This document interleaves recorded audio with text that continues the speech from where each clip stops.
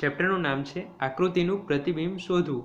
તો આનો મતલબ શું થાય કે કોઈ પણ વસ્તુ હોય અને એને તમે અરીસાની સામે રાખો તો એ તમને અરીસામાં કેવો દેખાય, અરીસામાં એ જેવો દેખાય એ આકૃતિને અહીંયા આપણે શોધવાની છે, એવી આકૃતિ અહીંયા શોધવાની છે।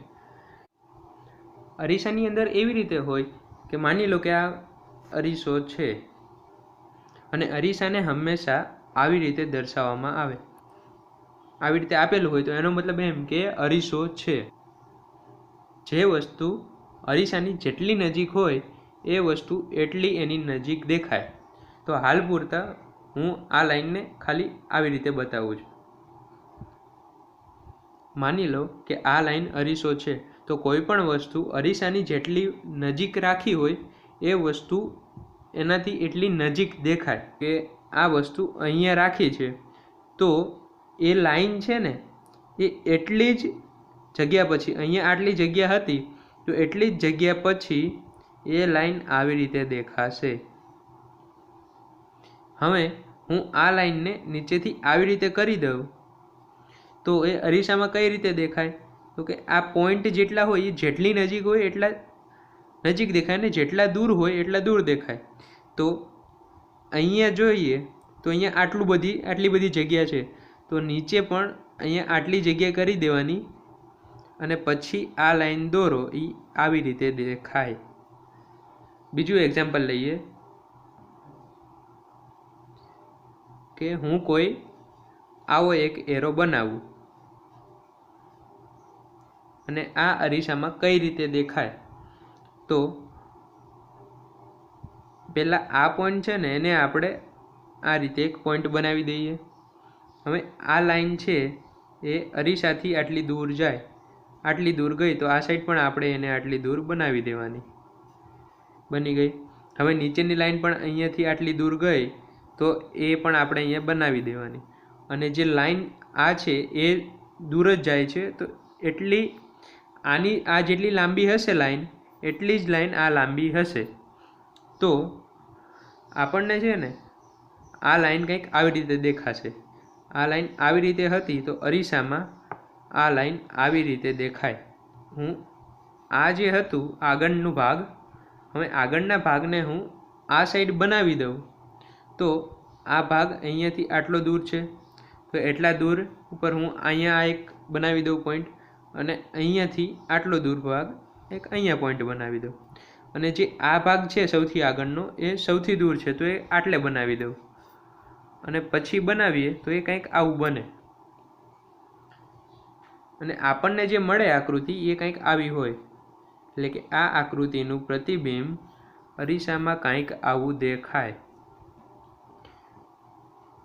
એટલે કે આ અરીસો હોય અને આ સાઈડ આવી રીતે હોય તો અરીસામાં આવી રીતે દેખાય અને લાઈન જો આવી રીતે હોય તો એ આવી રીતે દેખાય। હવે હું એબીસીડીના થોડાક કેરેક્ટર તમને સમજાવું તો આ અરીસો માની લો અને એ હોય એ આવી રીતે લખવું એ, તો એ અરીસામાં કેવી રીતે દેખાય, તો એવા કેરેક્ટર એટલે કે એવા મૂળાક્ષર કે જેમને તમે વચ્ચેથી આવી રીતે ભાગ પાડી દો ને અને બંને બાજુ સરખા જ દેખાતા હોય, એટલે કે આ સાઈડ આવી લીટી તો આ સાઈડ આવી લીટી, અહીંયાથી આટલી આવી લાઈન તો અહીંયાથી આવી આટલી લાઈન, તો એવા મૂળાક્ષર એ અરીસામાં પણ બિલકુલ સેમ જ દેખાય। એટલે કે અહીંયા અરીસો માની લો અને અહીંયા આ એ છે તો એ અરીસામાં પણ આવો જ દેખાશે। હવે આપણે બી લઈએ તો બીને આપણે કંઈક આવી રીતે લખીએ। આ અરીસો માની લો તો આ જે લાઈન છે પાછળની આ લાઈન એ અહીંયાથી જેટલી દૂર હોય એટલી દૂર દેખાય તો એટલી દૂર આપણે આ લાઈન એક બનાવી દઈએ। હવે આપણે આ પોઈન્ટ છે તો એ પોઈન્ટ આપણે અહીંયા બનાવી દઈએ। હવે આ પોઈન્ટને આપણે અહીંયા બનાવી દઈએ કારણ કે આ અહીંયાથી આટલો દૂર છે અને આ પોઈન્ટને આટલો દૂર તો એને આટલો બનાવી દઈએ। હવે આપણે એને આવી રીતે બનાવી દઈએ। તો અરીસામાં બી કંઈક આવો દેખાય, એટલે કે બી બહાર આવી રીતે હોય તો અરીસામાં બી આવી રીતે દેખાય. હવે સી તમને બતાવું કેવી રીતે દેખાય. તો સી આવી રીતે હોય અને તમારે જોવું હોય કે અરીસામાં કેટલું દેખાય, તો સૌથી પહેલો પોઈન્ટ આવે તો એટલી જગ્યા છોડીને અહીંયા આ પોઈન્ટ એક બનાવી દેવાનો. અહીંયાથી આ પોઈન્ટ આટલો દૂર, તો આટલી જ જગ્યા છોડીને એટલો એક આપણે બીજો પોઈન્ટ બનાવી દઈએ અને સૌથી છેલ્લો પોઈન્ટ લઈ લેવાનો, એક પહેલો અને એક છેલ્લો પોઈન્ટ એટલા લઈ લેવાના. તો આ છેલ્લો પોઈન્ટ આટલો દૂર છે તો એટલા દૂર ઉપર આપણે એક આ પોઈન્ટ બનાવી દઈએ અને હવે આપણે લાઈન બનાવી દઈએ તો કેવો લાગે, તો કે આવો લાગે, આવો સી લાગે. હવે આપણે લાઈન કાઢીને હું તમને બતાવું તો કેવો લાગે કે સી આમ હોય અને એને અરીસામાં જોવો તો એ આવો લાગે. હવે હું તમને બતાવું કે માની લો કે કોઈ આવી રીતે હોય કે લાઈન છે કોઈ એ આવી રીતે છે અને બીજી લાઈન આવી રીતે હોય તો કેવી દેખાય, તો કે આ લાઈન છે એનો સૌથી છેલ્લો પોઈન્ટ છે તો એ છેલ્લો પોઈન્ટ સૌથી પહેલાં આપણે અહીંયા દોરી દીધો અને જે સૌથી નજીકનો પોઈન્ટ છે એ અહીંયા છે. હવે આ આવી રીતે હોય તો આ અરીસામાં ઊંધી રીતે દેખાય, આ આવી રીતે હોય તો આવી રીતે દેખાય અને પછી આવી રીતે લાઈન કરી દેવાની. હવે આની અંદર સૌથી પહેલો પોઈન્ટ આ છે તો પહેલો પોઈન્ટ આવી રીતે દેખાશે, સૌથી છેલ્લો પોઈન્ટ અહીંયા, તો સૌથી લીટી બનાવી દેવાની અને સૌથી છેલ્લો પોઈન્ટ અહીંયા. હવે જો આ રીતે હોય તો અરીસામાં આ રીતે દેખાય અને આ રીતે હોય તો અરીસામાં આ રીતે દેખાય. એવી રીતે હોય તો આ આમ છે તો એ કઈ રીતે દેખાશે, આવી રીતે. અહીંયા જોઈ લો, આ આવી રીતે હોય તો આવી રીતે દેખાય અને આ આવી રીતે છે તો કઈ રીતે દેખાય, આવી રીતે. એટલે કે તમને કોઈ આવી રીતે લાઈન આપેલી હોય એ લાઈન તમને અરીસામાં આવી રીતે દેખાય. એટલે કે તમને કોઈ લાઈન આવી રીતે આપે તો એ આવી રીતે દેખાશે અને કોઈ લાઈન આવી રીતે આપે તો તમને આવી રીતે દેખાય.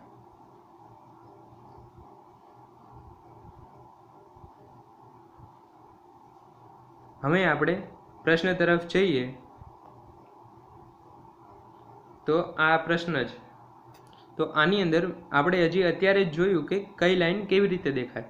તો સૌથી ઉપરની લાઈન છે એ આવી રીતે છે તો એ અરીસામાં આવી રીતે દેખાશે.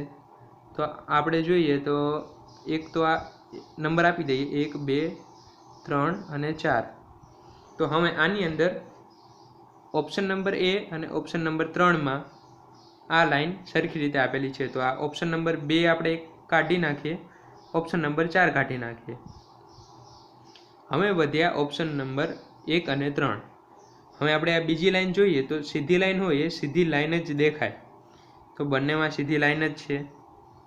એના નીચેની જોઈએ લાઈન તો એ બિલકુલ સૌથી ઉપરની લાઈન જેવી જ છે તો એ આવી રીતે જ દેખાશે, તો ઉલટી જ દેખાશે. પણ પહેલા ઓપ્શનની અંદર જે આપ્યું છે એ એવી રીતે જ આપ્યું છે, એટલે કે આવી રીતે હોય અને આવી રીતે જ બતાવ્યું છે. તો આ પહેલો ઓપ્શન ખોટો પડે કારણ કે આ ત્રીજો ઓપ્શનમાં આવી રીતે આપ્યું અને અરીસામાં કોઈ લાઈન આવી રીતે હોય તો એ આવી રીતે દેખાય, એટલે કે જવાબ આવે ત્રીજો. આની અંદર આ લાઈન આવી રીતે, એટલે કે આની અંદર બધી લાઈન આ બાજુ છે તો બધી લાઈન આવી રીતે દેખાશે, એટલે જવાબ આવે આ ત્રીજા નંબરનું.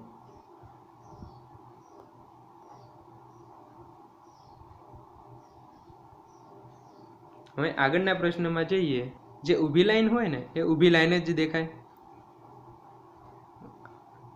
હવે આ ઊભી લાઈન છે, આ અરીસો માની લો અને આ ઊભી લાઈન છે. તો આ જે ઊભી લાઈન હોય એ એટલા જ જગ્યા પછી, એટલે કે આટલી જગ્યા પછી એ અહીંયા ઊભી લાઈન જ દેખાશે. ઊભી વસ્તુ હોય એવી રીતે જ દેખાય. તો હવે આપણે આગળ જોઈએ તો આપણને માની લો કે આવી રીતે આકૃતિ આપેલી હોય તો જો જે વસ્તુ આવી રીતે હોય તો એનું ઊંધું થઈ જાય તો આવી રીતે દેખાય અને પાછળ આ રીતે આપેલું છે તો એ ઊંધું થઈ જાય અને આવી રીતે દેખાય. કારણ કે આ દૂર હતું તો એ એટલું દૂર દેખાશે, આ અરીસાથી આ વસ્તુ જેટલી નજીક હતી તો એટલી આ નજીક દેખાય. હવે માની લો કે આને આવી રીતે અંદર રંગ ભરી દીધો હોય તો આની અંદર આપણને આ રંગ ભરી દીધેલો દેખાય. તો એવી જ રીતે હવે આપણે આપણા પ્રશ્ન તરફ જઈએ તો આપણને અહીંયા આવી રીતે આપેલું છે અને આ સાઈડ અને આ રંગ ભરી દીધેલો છે. તો આપણને અરીસામાં એ પહેલાં તો સીધી લાઈન હોય, સીધી લાઈન જ દેખાશે. હવે આ આવી રીતે હતું એનું ઊંધું થઈ જશે અને આ બાજુ હતું તો આ બાજુ જતું રહેશે, અને રંગ આ ભરેલો હતો તો આ ભરેલો જ રંગ રહેશે. તો આપણે હવે આકૃતિ શોધવાની આવી.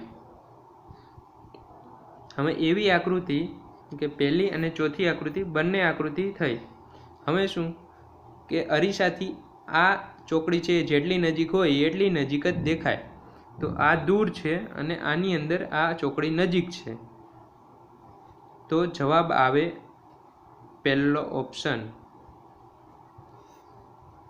આપણે આ પ્રશ્નની અંદર જોઈએ તો આની અંદર 3 વસ્તુ આપેલી છે. એક તો એફ, બીજું આઈ અને ત્રીજું એક્સ. તો સૌથી પહેલાં હું તમને એફ બતાવું કે અરીસામાં કેવો દેખાય. તો એફ આમ હોય તો આ લીટી જેટલું અહીંથી દૂર હોય એટલી લીટી એક બનાવી દેવાની. પછી આ લીટી આડી છે, આનો પહેલો પોઈન્ટ જ્યાં હોય ત્યાં એક પહેલો પોઈન્ટ અને આવી રીતે બનાવી દેવાનું. આનો પણ વચ્ચેનો પોઈન્ટ જ્યાં હોય ત્યાંથી એક આટલો પોઈન્ટ. તો એફ તમને આવો દેખાશે. હવે આઈ જોઈએ ને, તો આઈને અહીંયા બનાવીએ તો આઈની ઊભી લીટી છે એ ઊભી લીટી અહીં બનાવી નાખીએ. આડી લીટી તો આડી લીટી અહીંયા, ઉપરની આડી લીટી તો ઉપરની આડી લીટી અહીંયા, અને એક્સ બનાવીએ તો એક્સ પણ બિલકુલ સેમ જ દેખાય.